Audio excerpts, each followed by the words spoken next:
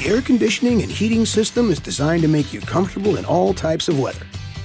The manual temperature controls consist of a series of outer rotary dials and inner push buttons.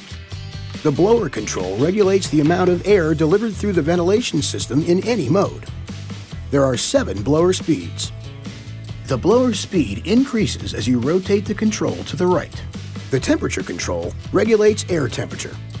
Rotate the dial left into the blue area for cooler temperatures. Rotate right into the red for warmer temperatures.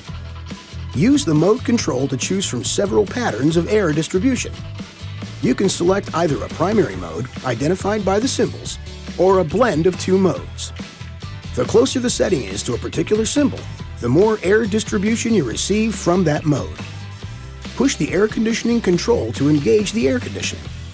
Pushing the recirculation control blocks outside air from entering the cabin.